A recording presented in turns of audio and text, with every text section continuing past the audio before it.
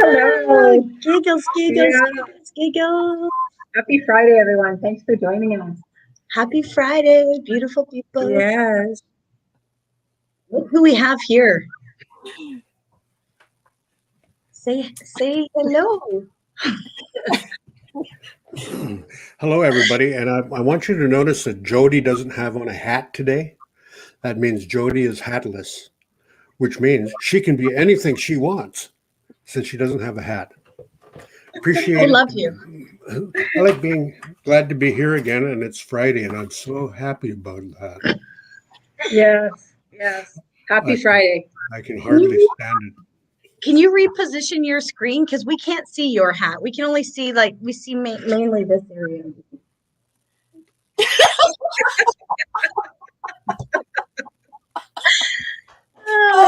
It's a good day. Everyone's giddy. Isn't it the spring equinox tomorrow or something? Isn't it this weekend? What day is it today? Friday. We said that. No, Spring equinox, no? Isn't that this weekend? coming up. Coming up. Mhm. Yes. Oh, so welcome. Do you feel like getting started, or do you guys want to laugh some more? I like it. Well, that's the best medicine at this time. Yes. It's the best medicine. And this is a reminder how playful our Creator was, even in our time of dire need and grief and all this. It just seems like he put laughter in us to bring that back, bring our spirit back up. And I said, well, he must have had a real good laugh, because you look at us Ongohoe people, we have that real good belly laugh. And ever since I got on, all we've been doing is laughing today, and it's good medicine. And because we also need our spirit lifted. We have at this time have had so much grief, and so we're going to send out our prayers to those that are going through heavy times and a loss of their loved ones. And so we send out that compassion and caring to our community members, so that their spirits can be lifted, and so that we can continue on for our coming faces. And this is what our children need to see, our grandparents. Yes, they have their times too with the sadness and grief, but we always have to be renewing our spirits so that we can do the work that is needed out there. And so we started off with laughter, and I'm very grateful for my comrades that very good at giving laughters. And so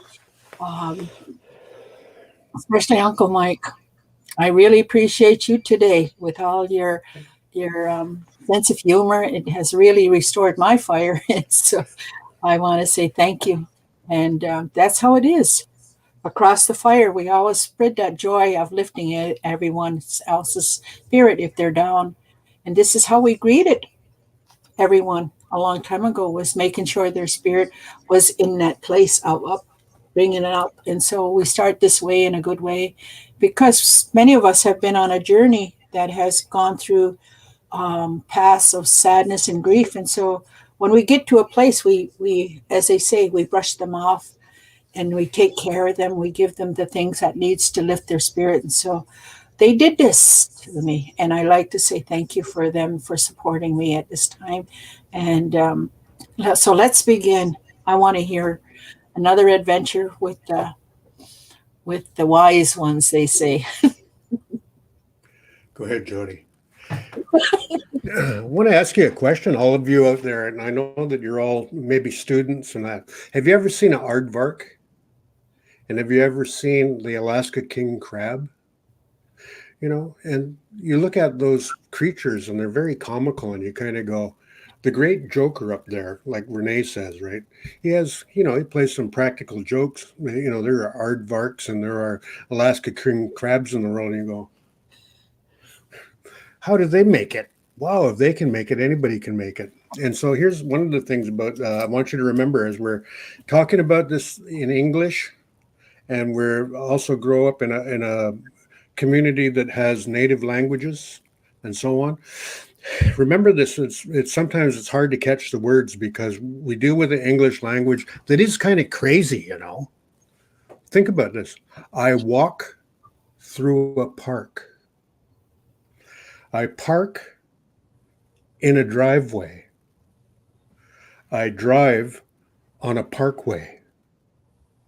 when you think about English and you go, I walk through a park and I park in a driveway, I drive on a parkway, you're going to go, whoa, what's going on with that language, right?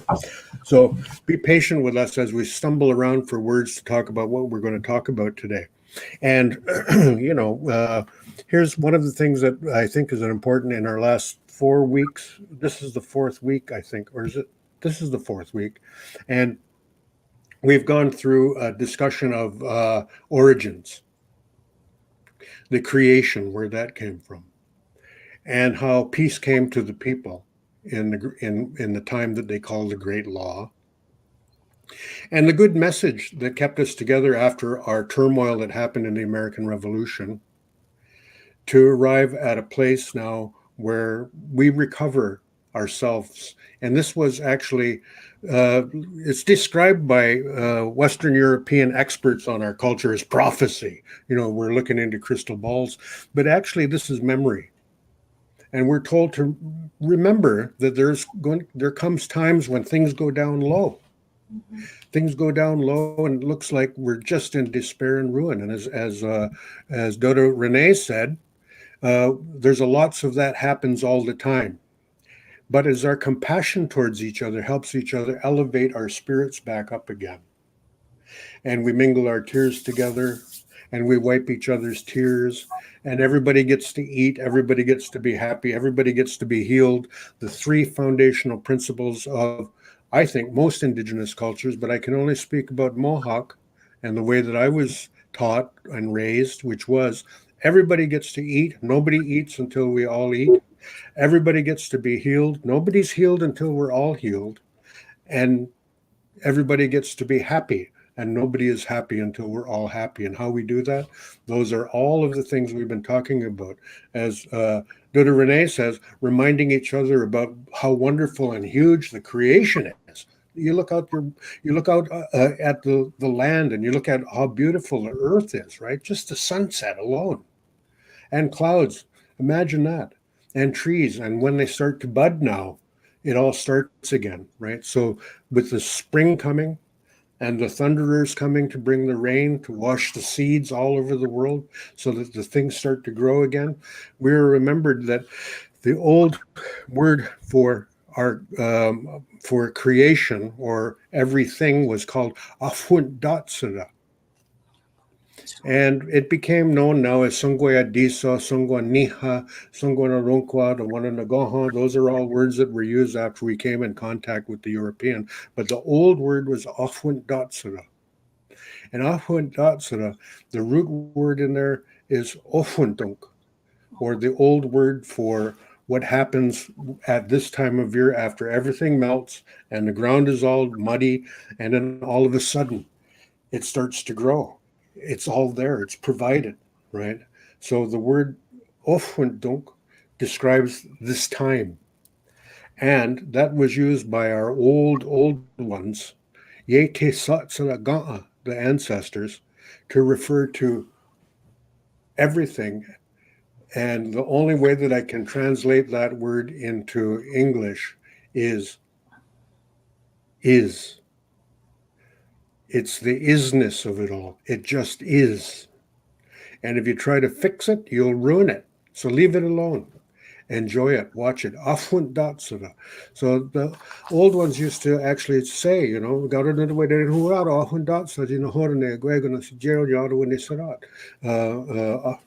isness that happens, that you do all the time, right? And we pay attention to that. Then, and everything that comes out of that, from the earth all the way up to the stars and so on. Then we come to the next part, which is the Great Law, and how warfare and anger and jealousy and hard feelings was brought by sorcerers, warlords, and cannibals to the people, and drove the people to despair and ruin in the dark times. And a holder of ultimate truth came along and said to them, "De hadi la shrowat gadi ne oni aguego scana, de hadi the were doga oni, de ganawida, wahoro, yoyanadege, neto ne de wayero, de wayiro, de wahatsario skakaratsarat." He said, while you're going around in your hunting grounds, that we will now eat from one bowl.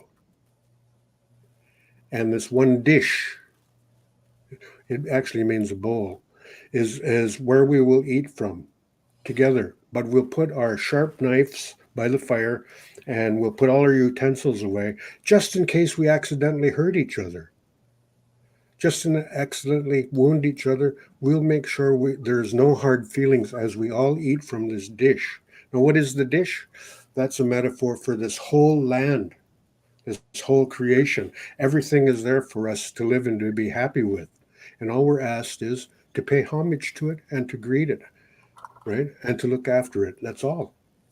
And so that one dish covenant is the very first covenant made from the people after they were delivered from ruin and despair.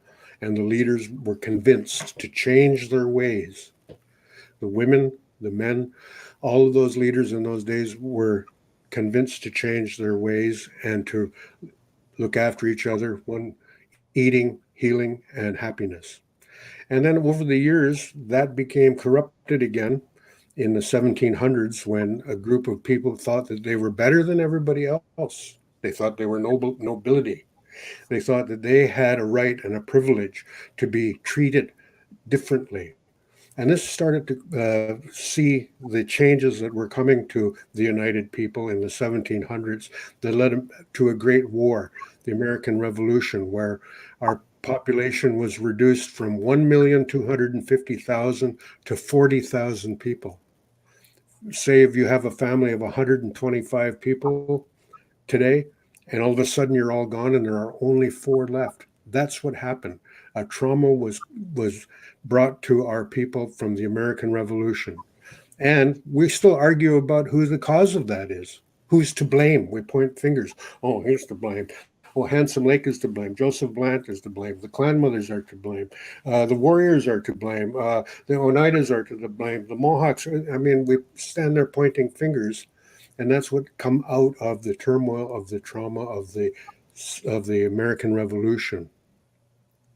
We have a teacher that came along who was named, who had the title of Handsome Lake, and he was then began to talk about how it is to live in that new time based on certain visions and things that he had saw about how we're going to live in houses and we're going to be quiet so that they don't bother us. We need to have children. We need to build our population back up because we almost got wiped out. And there were other things that he saw in his visions that people talk about. But what he does say in his teachings are records of indigenous knowledge. So there are people who perform Reiki are described in there. There is the need for medicine. There's also forecasts for technology coming to the land, diseases coming to the land, all of these things that are in there. And when you pay attention to what this particular individual was saying, you find out that there's something that we should pay attention to, because what happened in 1775 to 1784 was a great trauma that came to us. And we are forming, storming, norming, and performing. And that process, I say, is that what happens when every time that a group of people have change come to them, they form, they reform. Whether they lost a loved one or they have a new one born, the organization forms. And to get used to everything that changes, they storm around for a while. Everything is in a stormy stage. But after they sort things out and begin to know, everything gets normal again. It norms out. And then they start performing. Well, since the American Revolution, we went through that forming stage where people moved to different lands and different territories, like Ganyange, Ganajoharige, Ganawage, Wata, Oneida, all over the place. We formed. And then we stormed around as we tried to reorganize ourselves again. So they covered the fire in 1838 at Buffalo Creek, and everybody took their fires and went their separate ways with the idea that they would rekindle the fire in the future time. That's what they said in 1838. And so forming, storming, and trying to norm out, trying to live a normal life again, trying to be normal again. And that's where we're at now. Over the last 100 years or so, it's been now trying to get normal again so that we can start performing as a people. And this is where we come to know with the discussion over this fourth era that they all talk about. Ganawira Donsara, the first one. Gainarosra Goa, the second one. Gariwio, the third one. Now they're saying Ona Yeowe Kakaratsikowa, the great swamp elm. And that's what we're going to talk about today. While Jody's getting ready with the slides, I'll ask Grandmother Renee if there's anything that I forgot in telling a short version of that history from creation till now. It's wonderful how you explain. It's just like the flow of the universe. We're always going to have that, just as it was mentioned before, the ups and downs in our lives. And the universe already knows before us, and this is what is so important, is how they had prepared us for some of us to be alert and to help others. And some have fallen. And that's how it is in everyday life. There are some that are going to stand strong. There are going to be others that will fall. But it's always that relationship, always that relationship to bring and restore. And that's what we call is renewing a relationship. And this is how creation was planned right from the beginning, the duality of life. And that's what was so important, was understanding that, yes, we're going to have some hard times, but no, don't get stuck there, because we're going to give you things to bring you right back up. And that the simple thing is our breath, our breath, our breath. And from creation, we hear of that breath, the breath of life, the breath of that new baby, the breath of creation. And so in now is our instructions, our original instruction. And just like forming our is that they say is our fire, forming our fire, bringing it back up. And every so often our fire goes out, goes down. And then a wind comes and carries it and picks it back up again. And so we have many stories about the fire and the water. And that relationship again goes about, I'm coming from a grandmother's perspective. You see, as we talk about that duality, and we understood there was fire and water. And so that those are the two relationships that really helps when there's that anger. That's that fire, representing that fire. But yet that fire can represent love.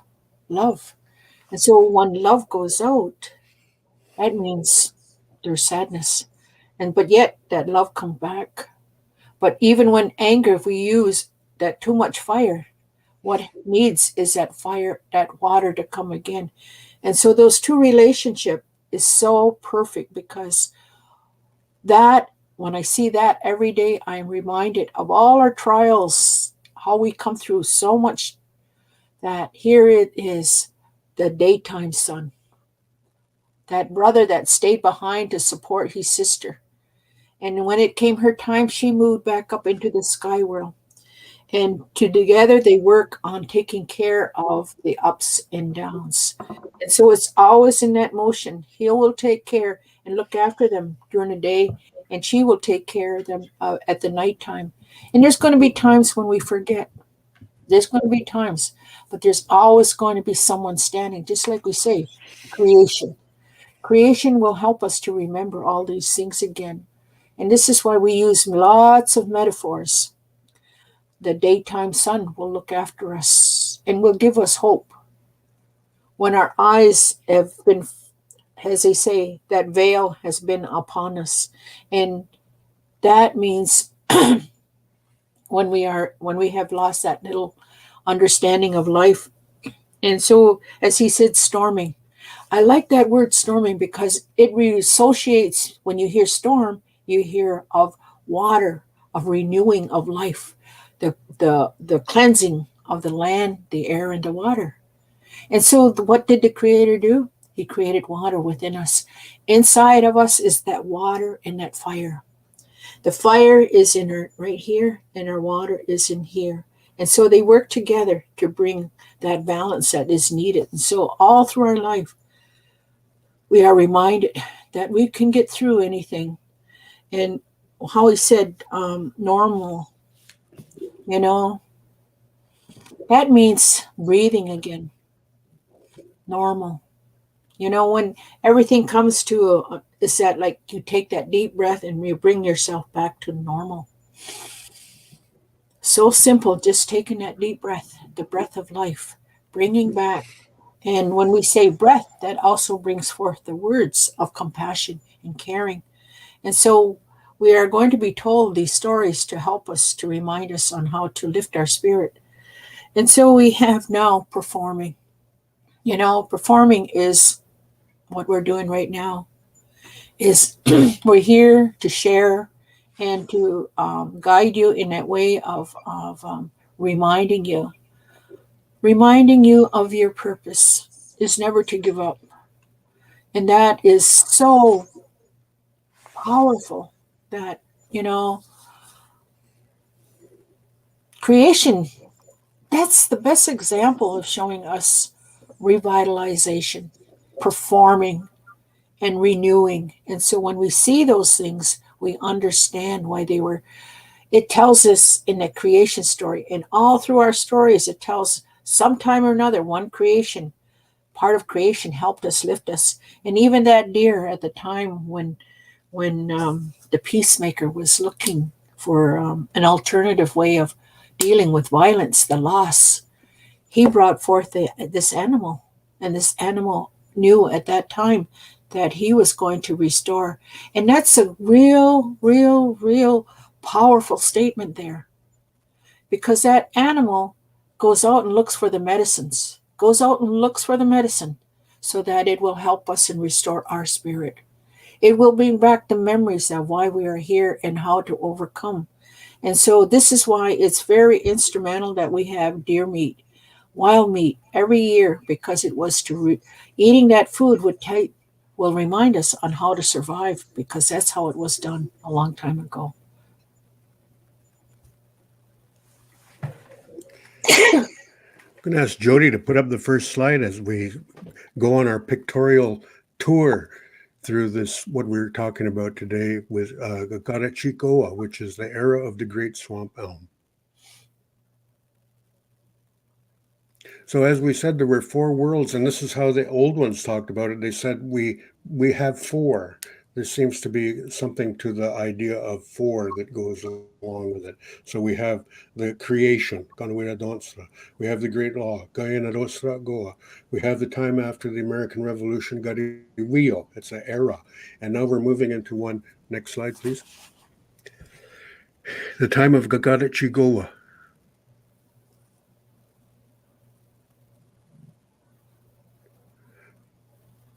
So this is what they say when you listen to the old ones talking about this time when they actually performed the great law and our master narrative of our understanding of how things come to be the way they are. They began to talk about 20 years ago. I remember I was at the great law with one of the past old ones who was presenting it, and they talked about Kakaratsikowa.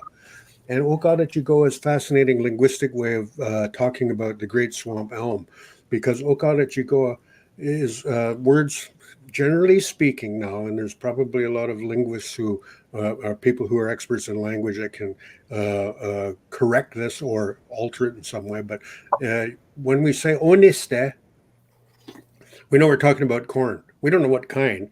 It could be a big cob, a little cob. It could be all colors. It could be white. It could be yellow, whatever.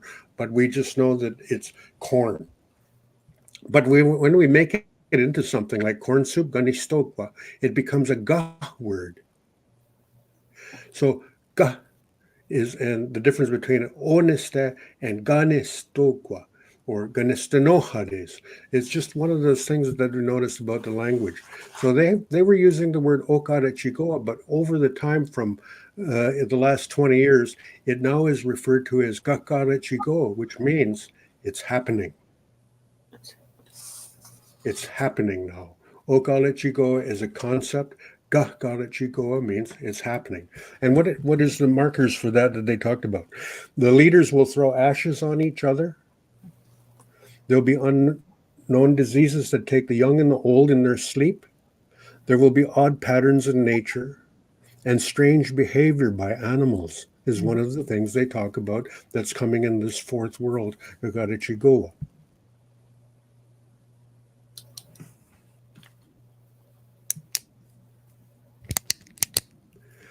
So there we go.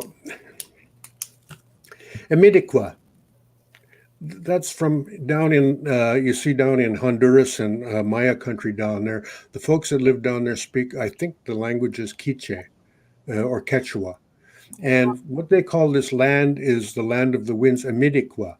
Now, just for your information and to think about too, the word Iroquois is said to be from Spain, or it's said to be what the Algonquins called us and so on. But actually, it's us saying Emidiqua, because we don't have any M's in our language. Michael becomes Wisa, Mary becomes Wadi. So when they'd say that, it would come out like this, Yiriqua. When we'd say Emidiqua, it would come out Yiriqua. And so America is actually us saying Iroquois, and then they put that name on us. Something to think about. Can I prove it? No, I can't. I just remember how the old ones said Iroquois is what they said, what we called ourselves, and the root word there that was found by an Oneida research woman named Pam Colorado says that Amidiqua is the name for the land of the winds, which is North America there. Okay, let's keep on going on our tour. I'll speed it along. So we face certain doom now in the time of the great swamp elm. And here's what happens when the people gather at the roots of the great swamp elm. They sort out the clans. It's a big discussion now as people want to have membership in clans. Everybody's trying to figure that out. So they speak out, they sort out the clans, and they say to people, if you want to be a member of our clan, then you're answerable to us, you're responsible to us, you're accountable to us. And that's what clanship is all about, accountability. You are accountable to each other, right? And at this time also it says that when the people gathered by the great swamp elm, they decide to recover the old ways, the old native ways, about how to live without hydro and gas mostly. But the idea is that the people decide to sort out the clans, and they choose who they want speaking for them, and they recover the old way of living. And when they go through this performing, after storming for all those years, they come out and they start performing again. And they rise up and they take their rightful place among the peoples of the world again, by showing how to live a life as a human being on the earth. So, how do we know this is going to happen? Well, here's what they say. The big man is what one of the elders said one time, is that what he calls the sun, comes and kicks the earth.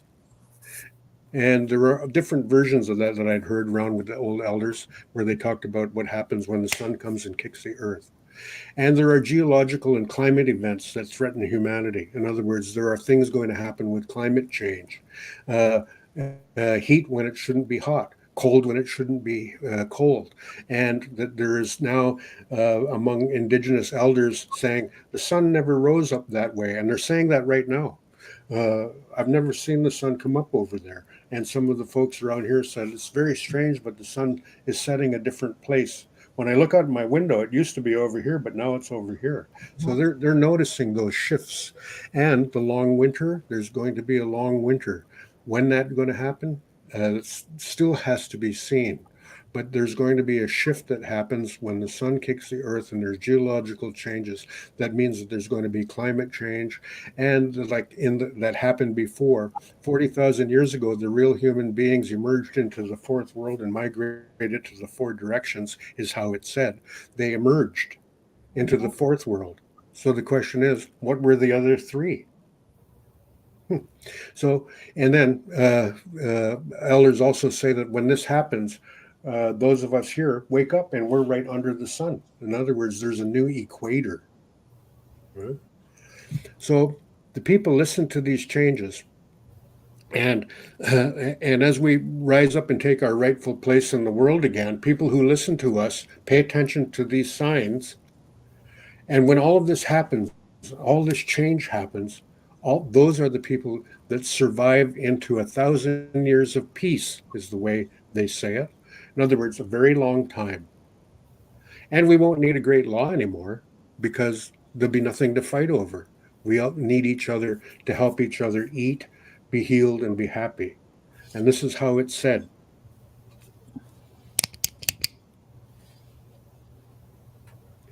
So, how do we know this? What happened? Next week we'll talk more about this, but this is the pyramid at Chichen Itza, and you can read this. This talks about it because in the 1460s and 70s there were a great conference at the headwaters of the Mississippi, and this is also told by the elders around here that every 6 years people would migrate from the four directions and meet at the geographical center of North America and share their knowledge. That's how we got the alligator dance up here. That's how we got the corn up here. That's how come there's longhouses from coast to coast, and so on and so on, and mounds all over the place. But you can read this because there are 9 terraces on this pyramid, and each side of a terrace has 13 steps. But then that means 13 times 4 means there's 52 steps on each terrace times 9.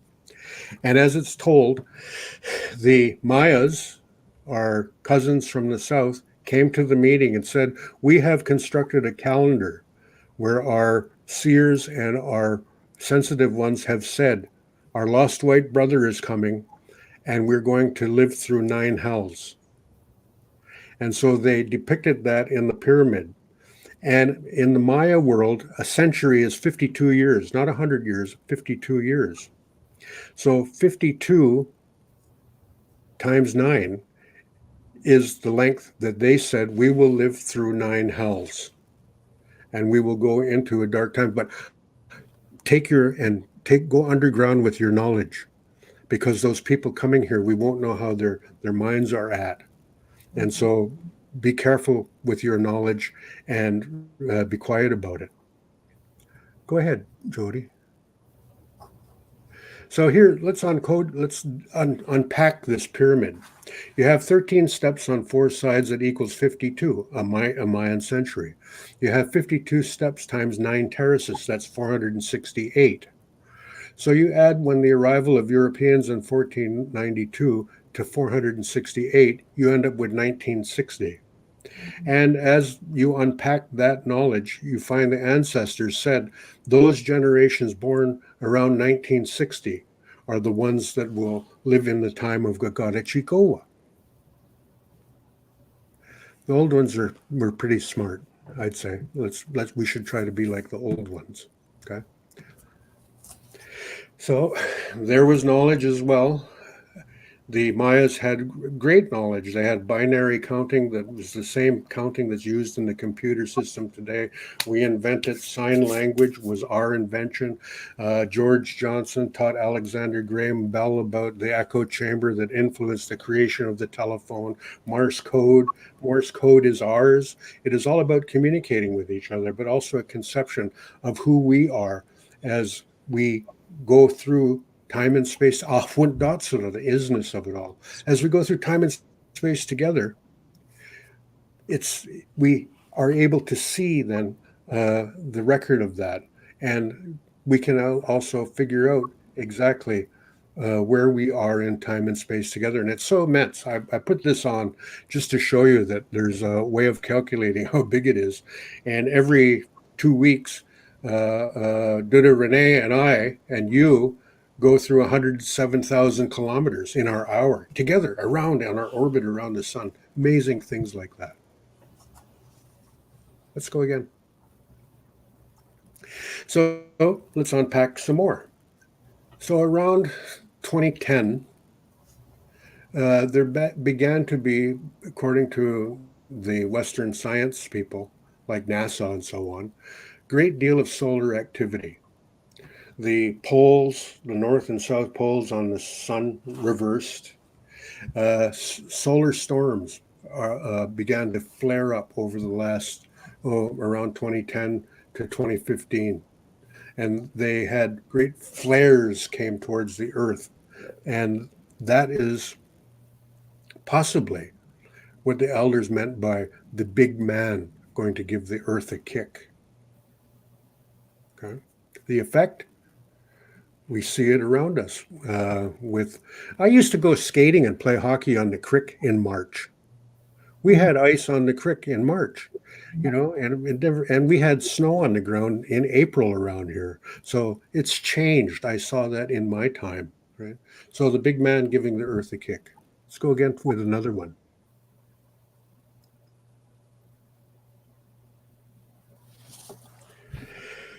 So, as we said, creation and the great law story was about Sky Woman coming to the world, and that then we had a holder of ultimate truth who taught us about peace and making the good life here by planting that tree here on Earth. But that we would go through cycles of corruption and healing. Corruption in the sky, healed by the birds. Death of the daughter, healed by the food growing out of her grave, and so on, as we discussed over the last 3 weeks. Raising the tree again on Earth is symbolized by this elm tree. We'll come back to this a little later, but I want to keep on going now as people listen to the old knowledge. And here's, what we can think about. Here's an idea to build a mound again that has earthworks. It's just an idea about something we can think about. There is no alternative to the urban life in the world we live in to go and combat global warming and climate change unless we go and do it and live in places where we are sustainable and we live in harmony with Doxtater. We don't try to fix it. We try to live with it. Okay. And that's what we used to live like 400 years ago, 300 years ago, before it changed. We used to live like this. Many, many societies on Earth actually live that type of sustainable life system. Again. And here's an example of depictions of mound colonies. There used to be 1.5 million of them on this side of the Mississippi River. Another one. Mm-hmm. Another example of mound building. And you see the mounds there. Again, I say those are monuments. Those are monuments commemorating people that have the same gift or have the same effect on society that Sky Woman's daughter did. She was buried in a mound, and out of her grave grew all the corn and vegetables for her life and happiness. And those mounds are actually monuments to her or to anybody in their society that actually helps the society to have happiness, to have food and healing. Keep on going. Again, a famous one, Cahokia among the Cherokee, or Jodaki. And as you can see again, the idea that these mounds were also places of refuge for, say, inclement weather, but they were also practical. They also were what I would say, and I'll just be quite stingy about it. I think this is where our arts and our masters of our arts and sciences stayed, and all the young people from all the villages would go there and study with them. These were our college towns. These were our universities. Because not everybody lived in a mound city. There were little villages all over the place, little towns all over the place. Let's go again. Let's see what else comes up here. And we also had them too. There's Ganandagan. And they call it Fort Hill, which is right by the Ganandagan Mound where they say the village was. But when the explorers came through there a long time ago, they found that there were longhouses on top of the Fort Hill. And when they went over to those longhouses, they said there were granaries in there. They could walk through stalls up to their chest in corn and beans and so on. So that mound was, again, a reflection of a practice that occurred in mound societies all across this part of North America, and that longhouses were not all just where people lived. They were tanneries. They were storage places. They were places where workshops where things were done. And so you had places where people lived, but you also had places where people did their work.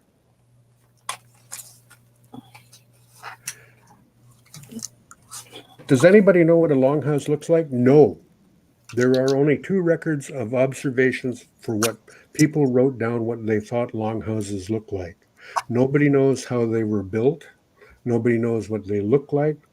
It's everybody's best guess. And mostly what they talk about is archaeological sites where they basically go by post holes and markings in the ground. And from that, they assume they understand that we lived in bent pole or we lived in rafter houses covered with the bark from trees and so on.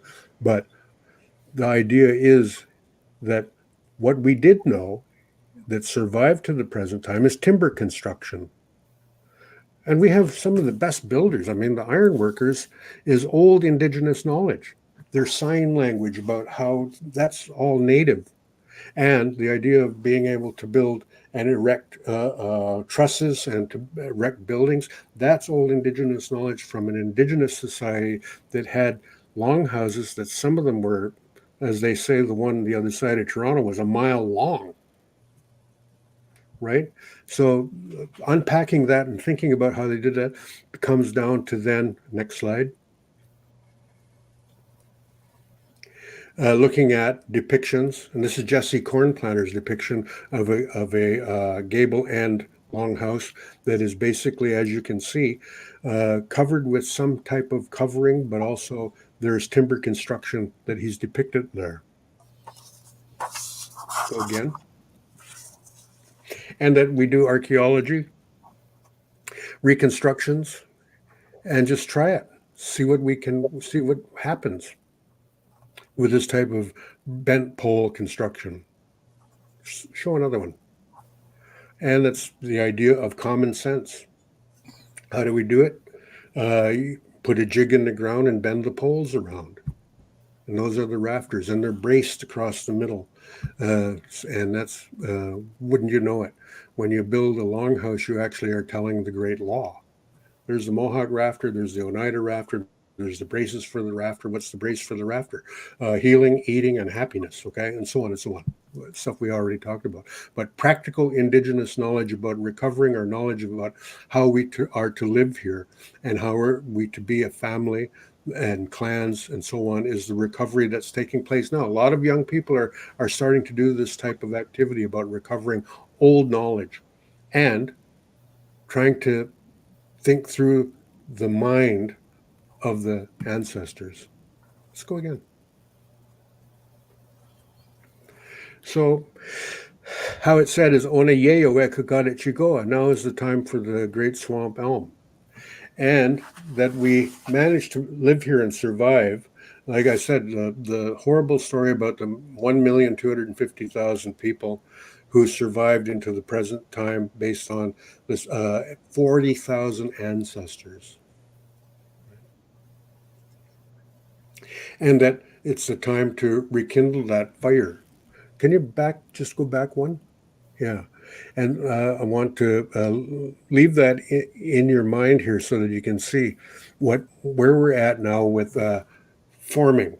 After the American Revolution, we got all disorganized and we all went our separate ways and tried to form our communities. So you have Oneida, Wisconsin, Oneida, Thames, Oswego, you have Tyndall, Wata, you have Ganisadage, Ganawage, Aguizasne, you have Cattaraugus, Allegheny, you have what's the one over by the Darien Lake there? Oh, you have Lewiston, Tuscarora. Tonawanda? Tonawanda, and you have Onondaga at Nedro, and you have Standing Stone, and also you have Ganajaharige, and also you have Ganyange.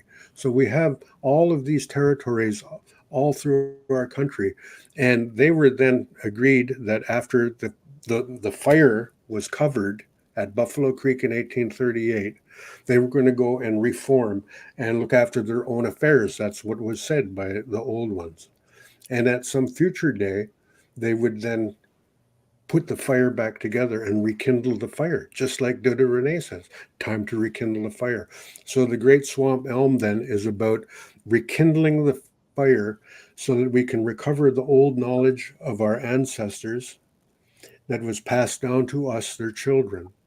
And that when we recover that old knowledge about how to live with the world, we will take our rightful place in the world. That's the good news. When that happens, though, that's a sign and symbol, because that's when the big change comes. And the big change probably means that it'll be a new ice age of some sort, or there's going to be a weather thing where we're going to have to go underground and go back into the caverns. And then they'll say, 40,000 years ago, the real human beings emerged into the fifth world. Well, that'll be us. Right? But I want to come back to this now as I recover this, and I want to turn it back over to Duda Renee, because let me say this about what the Great Swamp Elm means in terms of the image and what it means then to us. When women are in their last trimester, they begin to use a medicine called slippery elm to ease the childbirth. Now, when they start talking about the Great Swamp Elm, men are so literal, right? The tree of peace actually had to be a tree, right? Rather than a symbol of something else, right? We're so literal about things, as you saw in the pictures we showed you a couple of weeks ago about how men depicted the left-handed twin and the right-handed twin, but how women actually depicted creation, two different ways of looking at things. So when we start talking about Kakaratsikowa, men say, well, I got a great big swamp elm down by the creek over here. Maybe we should get it. That's not what they're talking about. It's a medicine that says an image is, we're going to go to the slippery elm. Now is the time to go to the slippery elm. And what does that mean? Rebirth, starting the fire over again. I'll leave that there and turn it over to Duda Renee. Yes, that slippery elm was very powerful medicine, and even the construction of our way of life, the governing. I remember Jake talking about how we would have that slippery elm in the entrance, that bark, and so that anybody that come in with their mind being busy, it was to slow them down, to take that breath before they entered in, to before the doubts and the fears and bringing in all the negativity into the meeting. And so that slippery elm was at the entrance of our longhouse before they would come into the meeting, and it was to slow them down. It was to slow them down to take hold of that peace in their mind, not bring in that troubleness and all those things, and to use logic and, as they say, practical. And so the slippery elm is mentioned so many times throughout our history, and even the building of our structure, the longhouses, it was said that they used the bark of the elm tree, and it was to they said the bark of that elm, when it would be like a plywood. It was said to be the trees would be seven lengths of a arm length of 7 men arm length. That's how big those trees were.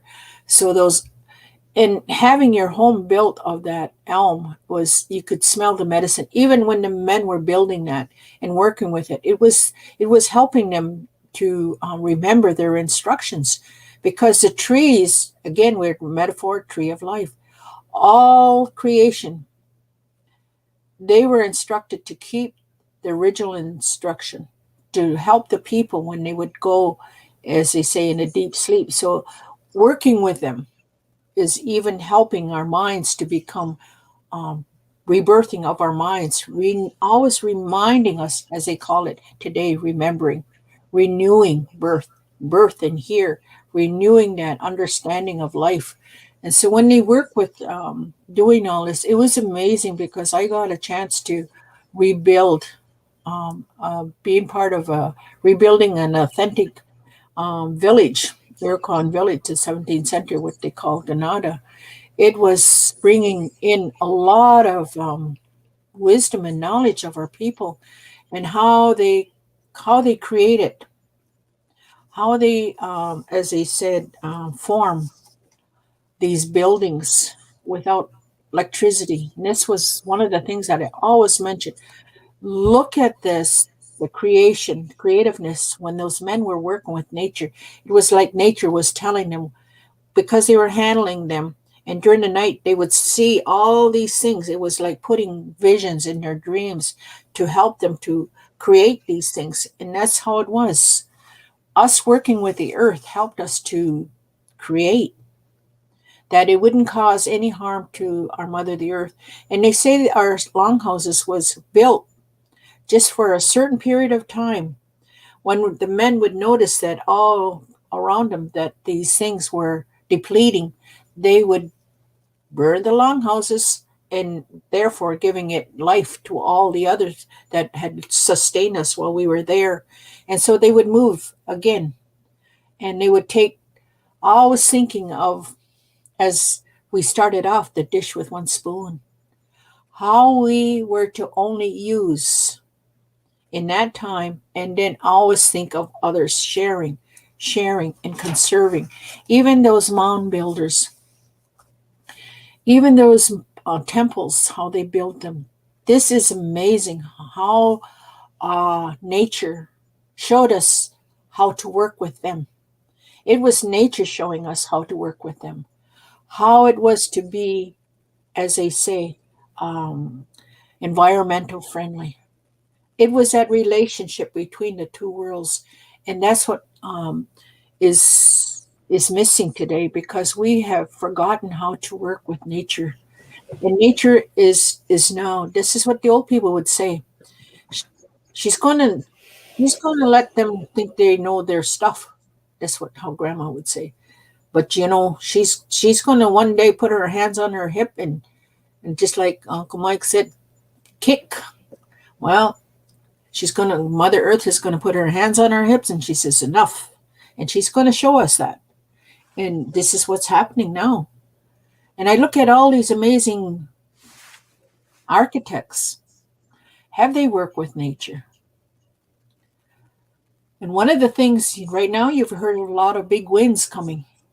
They haven't really built according to the land. They took down all the trees, and the purpose of those trees was to act as windbreakers, but yet they took them all down. So there is a lot of knowledge that is surfacing, and they're now realizing that nature, Mother, she's a lot stronger. And they, as creation law too, these things are those young ones are listening to it. They're listening to this changes that is happening, and this is why we're having a change of thoughts. This is what is happening, because at rebirth, and what had happened was the death of our elm trees, the sickness that was brought to the trees so that they couldn't do their work. And so again, we are reminding of this ins and out, and how the animals, how the insects, again, people didn't realize the insects came to I guess build up their immune system, because of all the toxic that is building up around us, all is toxic. And so those insects came to take out those trees that were weak. Again, it talks about the balance of life. And yet, what did they do? They put chemicals. And so nature is as they say, Mother Nature, she's putting her hands on her hips, as the old people would say. She's now making a stand. She is letting us know that it's time for a big change. And it's the elm, because it's always that birth. that birth of life, of new beginning. And that's why we use it as for the women.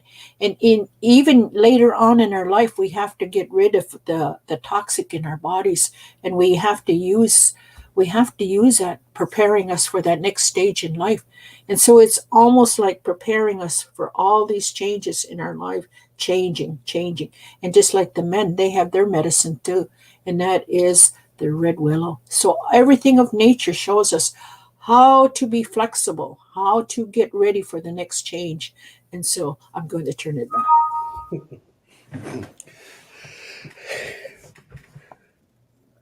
I think that we're in a situation right now, the way Renee was talking about it, is that we have to say to everybody who's listening, we have to rethink the way we live, or we're all goners. There are 4,000, let me tell the numbers. There are 4 million people of indigenous ancestry north of the Rio Grande in the United States and Canada. The World Bank has said there are 1.8, let me stop there. In Canada, they say there are 1,680,000 people of indigenous ancestry. 900,000 of them live in Ontario. And from Cornwall to Windsor, there are 440,000 indigenous people live in that corridor. The World Bank says that there are 1,800,000,000 indigenous people on Earth that live in 6,000 different countries. And all those indigenous people share a knowledge, like we've been talking about how to live without hydro and gas. They have that experience.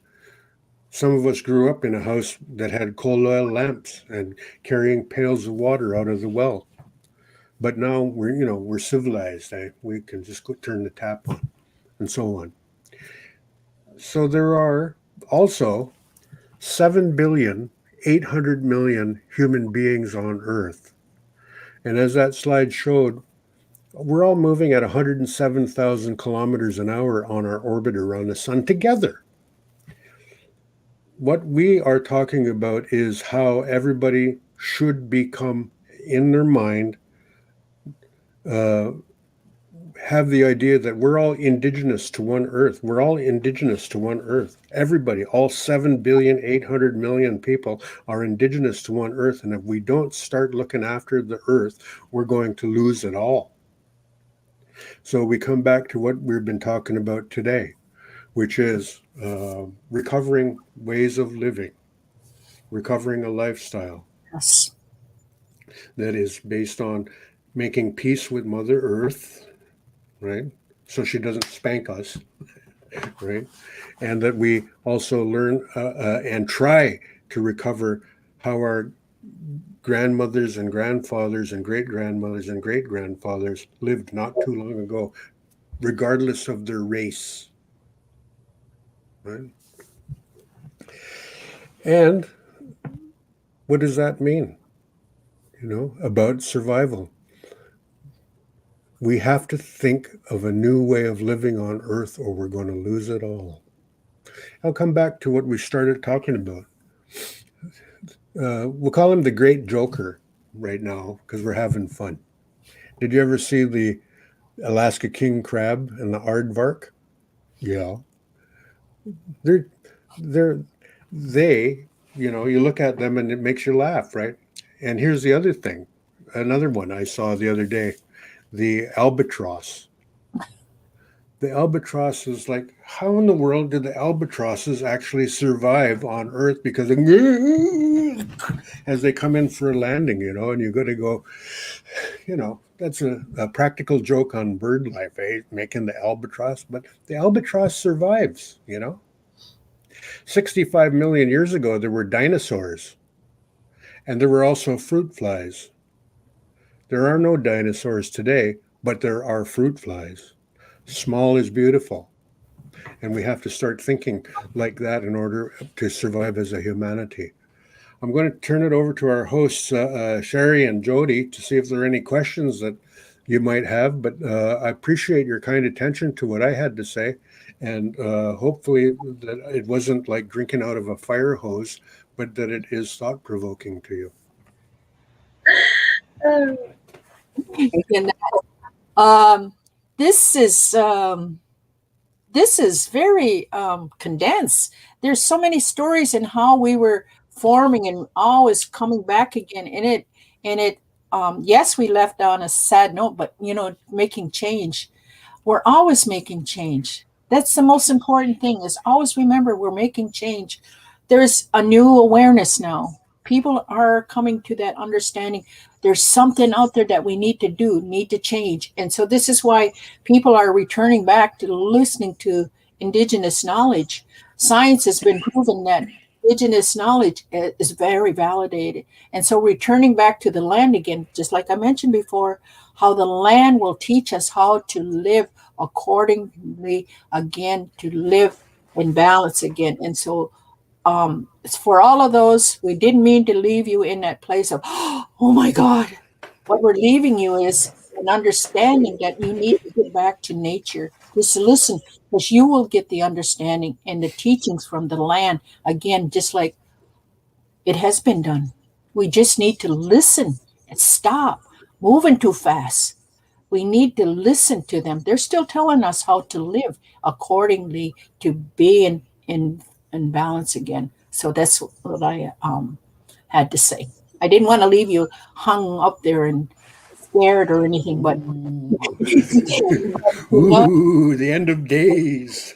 So I have to slow down. yeah. Hold I on. need some slippery elm up top of my doors. No, on your mat. Oh, on my mat. Yes, the mat. Yeah. Ah, wow. Well, there's some messages here we'll just put up because we know we have a few minutes here. This one just came in from Lorena. Learned so much from these teachings. Thank you so much. Thank you. And it really is. These conversations we're having, this has just been an organic way to create conversations and opportunities for us to share knowledge, share information for those of you who aren't in an educational facility, or because there's a lot of knowledge that's being shared through our school boards, through our elders, through our knowledge keepers, and through the education institutions like the colleges and universities. And there's never enough, I think, spaces that are offering this information, which is why we invited you all to come. Any questions on there? I mean, Yeah, it's nice to get patted on the back and all that stuff. Somebody There's not- wants something answered? Everyone's just saying hello. I muted you all because we were getting feedback somewhere, but no, I don't see any questions, but we can definitely ask. Wait for another minute and let Sherry say something. And we were just talking when you were when you were on there as well, saying how wonderful it is to live by the earth, by the sun and the moon, and that we know when we're supposed to go to sleep and we know when we're supposed to wake up. And Jody was mentioning, she said, I love the kerosene lamps, and I love the wood burning, the fire that goes, and because that's also a calming smell when we have our fire going and we listen to it, and it's really taking us to have that time to be with, right, and to be, right, like Uncle Mike says as well, is to be, and that gives us an opportunity just for some reflection and not be staying up until all hours of the night with our electricity, right? To go to bed when it does get dark. If we were living truly off the land and truly by those cycles. Do you know what's going on right now that I find ironic and fascinating is that we grew up in a world, this is Native people, where somebody who wasn't part of our community ran our life. In Ottawa, in Toronto, right? They actually thought stuff up and brought it. Needles, education, healthcare, all that stuff was thought up somewhere else. We also could only enjoy our Indigenous rights on the reserve or if we had a card. And so we were totally under control. Our health was under control. Our mobility was under control. About a year ago, on March 17th, the governments of Canada and the United States declared a lockdown where nobody could go anywhere where they weren't allowed to go. They had permission. They could only stay at home, and so on. And I find that ironic because now you share an experience that a lot of us grew up with. No control over our own life, right? And when we talk about the things we've been talking about today, is people put more value on their cell phone. Their luxuries have become needs. I need the newest cell phone. I need the newest thing. Your luxuries have become needs. What do you need? You need to eat.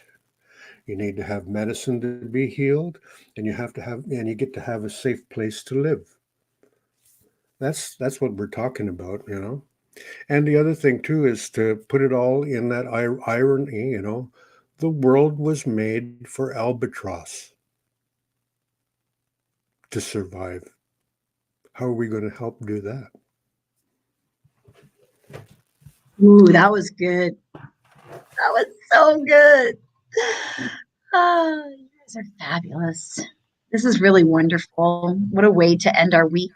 There are some amazing things that are happening. And I think that this Awaken the Medicines Within speaker series, you know, Renee, when we were talking about it in December, we just knew it's like we're in this opportunity right now, that if we continue to move instead of you know, thinking about what we can do or planning about what we can do, we're actually in the space of action and reflection and just do it.